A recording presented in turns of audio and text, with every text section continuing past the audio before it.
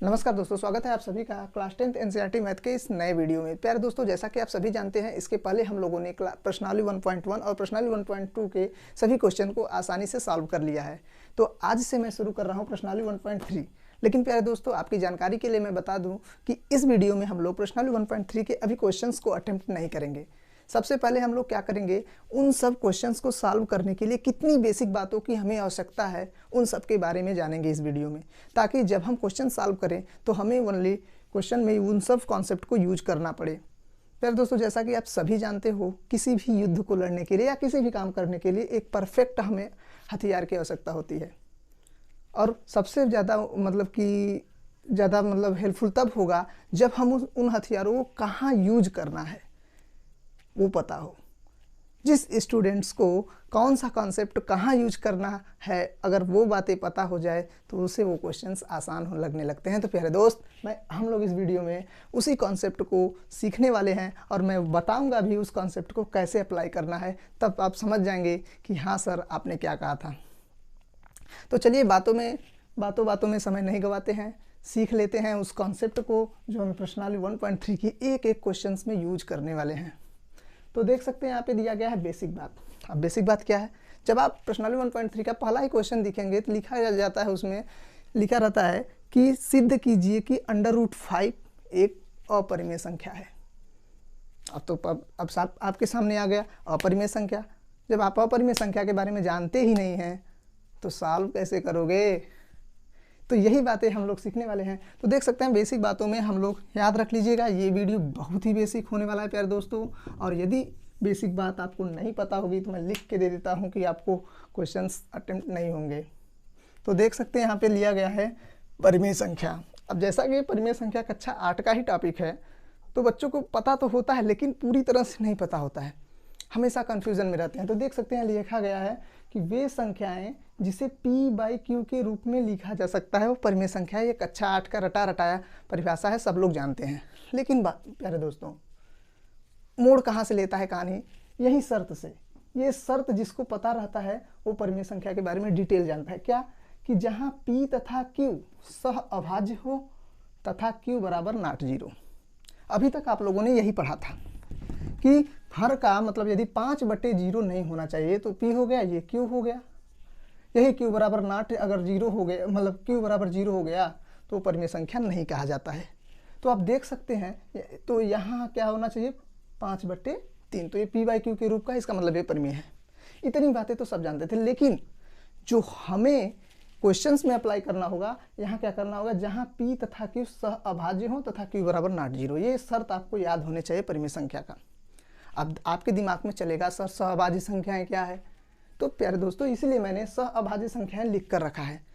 आपने यदि इसके पहले के वीडियोज़ को आसानी से देखा होगा, मतलब अच्छे से देखा होगा, तो आपको ये बात समझ में आ जाएगी सहअभाज्य क्या है, क्योंकि उसमें हम लोगों ने HCF के बारे में डिटेल चर्चा किया था। तो यहाँ देख सकते हैं दिया गया है ऐसी संख्याएँ जिनके एक के अतिरिक्त एक भी उभयनिष्ठ गुणनखंड न हो। उभयनिष्ठ गुणनखंड न हो, इसका मतलब क्या है प्यारे दोस्तों, ध्यान से देखिए कि ऐसी संख्याएं जिनके एक के अतिरिक्त एक भी उभयनिष्ठ गुणनखंड न हो, अर्थात उनका HCF 1 हो। अब मेरी बात आप ध्यान से सुनिए। जैसे मैंने यहाँ लिया है 9/8, यही लिया है। अगर मैं 9 के गुणनखंड निकालूं प्यारे दोस्त तो क्या हो जाएगा, ध्यान से देखिए, 3 × 3 × 1। अगर मैं 8 का गुणनखंड निकाल 2 × 2 × 2 × 1, आप देख सकते हैं क्या इन दोनों में कोई उभयनिष्ठ गुणनखंड मिल रहा है। उभयनिष्ठ मतलब ऐसी संख्या जो दोनों में हो, इसमें 3 है, इसमें 2 है, यहाँ 3 है, यहाँ 2 है, यहाँ 2 है, तो वहाँ मतलब कि जोड़ा नहीं बन रहा। और यहाँ देखिए, यहाँ भी 1 है, यहाँ भी 1 है। कुल मिला जुलाकर मैं आपसे ये कहना चाहता हूँ कि यदि दोनों का हम लोग देखें, दोनों में तो केवल एक ही मिलना चाहिए उनका गुणनखंड, उसके अलावा कोई दूसरा दोनों में ना होने पाए। आई होप आपको ये कॉन्सेप्ट समझ में आ गया होगा। इसलिए मैंने यहाँ 5/12 लिखा है। 5 को देखेंगे तो 5 का 5 × 1, 12 का करेंगे 3 × 3 × 2। देख सकते हैं 5 है, यहाँ है 12। 5 का क्या करेंगे 5 × 1, इसका करेंगे तो 2 × 2 × 2 दूना 4 × 3 × 1। देख सकते हैं 2 दूना 4 3 12, 1। तो एक दोनों में मिल रहा है। आई होप आपको इतनी चीज़ें समझ में आ गई होंगी, सहअभाज्य का कॉन्सेप्ट आपके भेजे में घुस गया होगा। तो आप देख सकते हैं अब आगे क्या दिया गया है प्यारे दोस्तों। यहाँ भी एक बात आप ध्यान रखिएगा कि परिमेय संख्याओं में वे संख्याएं भी आते हैं जो दशमलव के बाद अपने अंकों को बार बार रिपीट करते हैं, यानी दोहराते हैं। ये क्लास 9th की टॉपिक थी, तो मैंने सोचा आपको बता दें, क्योंकि अगर आ गया सामने तो आप तो मतलब कि कंफ्यूज हो सकते हैं, इसलिए मैं बता दूं। अब इसका मतलब क्या है मैं आपको आगे समझाने वाला हूं। परिमेय संख्याओं में वे संख्याएं भी आते हैं जो दशमलव के बाद अपने अंकों को दोहराते हैं। अपने अंकों को दोहराते हैं मतलब रिपीट करते हैं प्यारे दोस्तों। जैसे मैंने यहाँ एग्जाम्पल 10/3 का लिया है। अब 10 में यदि हम 3 का भाग देंगे, ध्यान से देखिए, 3 का 3 बार भाग जाएगा, 3 त्रिक 9, तो यहाँ क्या आया 1 घटने पर। उसके बाद दशमलव बढ़ाएंगे, फिर सुनना आएगा 10 3 त्रिक 9, फिर 1 आएगा, फिर अब दशमलव बढ़ा लिए तो यहाँ लिख सकते हैं 0, तो यहाँ फिर ले जाएंगे 3। तो ये क्या हो रहा है प्यारे दोस्तों कि 3 बार बार आता जा रहा है। फिर ऐसे ही आगे की प्रोसेस करते चले जाएंगे। तो यहाँ आप करेंगे तो 3.3 ऐसे बार बार आएगा, तो क्या हो जाएगा, आप इसको लिख सकते हैं 3.3 के ऊपर बार लगा सकते हो आसानी से।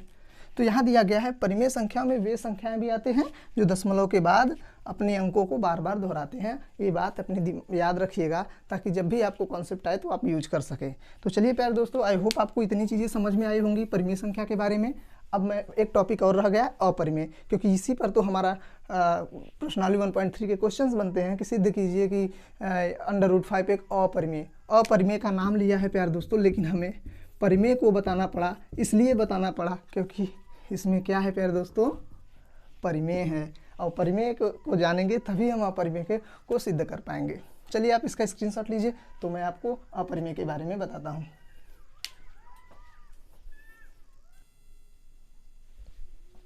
तो चलिए दोस्तों, अब सीख लेते हैं अपने नेक्स्ट टॉपिक के बारे में, जो कि हमारा है अपरिमेय संख्याएं।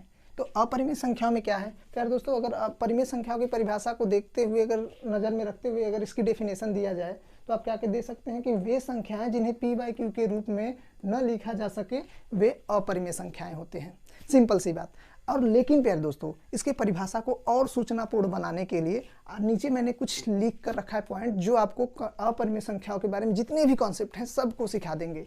अब यहाँ देखिए, एग्जाम्पल के थ्रू मैंने लिख लिया है पाई और एक लिख लिया है √5।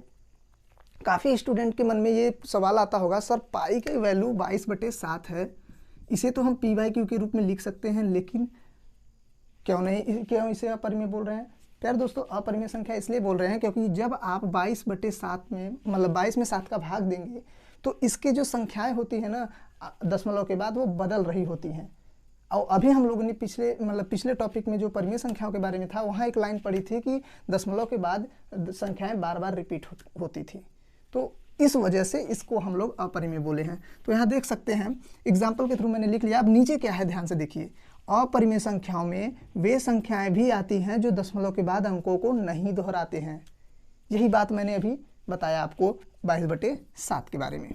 अब आगे क्या है आप देख सकते हैं यहाँ पे, रूट वाली वे सभी संख्याएं जिनका पूर्ण वर्ग न हो वे परिमेय संख्याएं होती हैं। मैंने क्या बताया कि अभी अपरिमेय संख्याओं को और अधिक सूचनापूर्ण बनाने के लिए मैंने कुछ पॉइंट्स लिखा था। अब वही पॉइंट्स आपको मैंने यहाँ दिखाया है। यदि ये पॉइंट्स आपके दिमाग में याद रहेंगे प्यारे दोस्तों, तो मैं वादा करता हूँ आपको अपरिमेय संख्याओं से कोई भी कन्फ्यूज़न नहीं रहेगा। तो यहाँ देख सकते हैं, रूट वाले वे सभी संख्याएं जिनका पूर्ण वर्ग न हो वे अपरिमेय संख्या। पूर्ण वर्ग का मतलब क्या, जैसे मैं अंडर रूट में 4 ले लूँ प्यारे दोस्तों, अगर 4 का वर्ग करेंगे, वर्गमूल निकालेंगे तो क्या आएगा 2। अगर मैं 9 ले लूँ तो 9 का क्या आएगा 3। अगर मैं 25 ले लूँ तो 25 का क्या आएगा 5। ये सब आप आसानी से जानते हैं क्योंकि वर्गमूल लेंगे तो 5 आ जाएगा। लेकिन रूट वाले वे सभी संख्याएं जिनका पूर्ण वर्ग न हो, यानी जैसे अंडर रूट में 3 ले लिए। अब चलिए इसका हमें वर्गमूल निकाल कर दिखाइए। √5 का निकालिए, √7 का निकालिए, √11 का निकालिए, नहीं निकलेगा। तो ये सभी संख्याएं क्या है, अपरिमेय संख्याएं, इसलिए मैंने यहाँ एग्जाम्पल में लिख लिया है। और सबसे प्यारे दोस्तों, मोस्ट इंपॉर्टेंट बात जो कि हम लोग अभी यूज करने वाले हैं अपने मतलब कि क्वेश्चंस में, कहा गया है यदि परिमेय संख्या और अपरिमेय का गुणा कर दिया जाए तो क्या मिलने वाला है प्यारे दोस्तों, हमेशा अपरिमेय संख्याएं ही मिलने वाली हैं। तो अभी तक हम लोगों ने परिमेय और अपरिमेय संख्याओं के बारे में डिटेल समझा। यार दोस्तों, आई होप आपको ये वीडियो बहुत ही अच्छा लगा होगा, क्योंकि इसमें मैंने परिमेय और अपरिमेय संख्या की निचोड़ जानकारी दिया है आपको।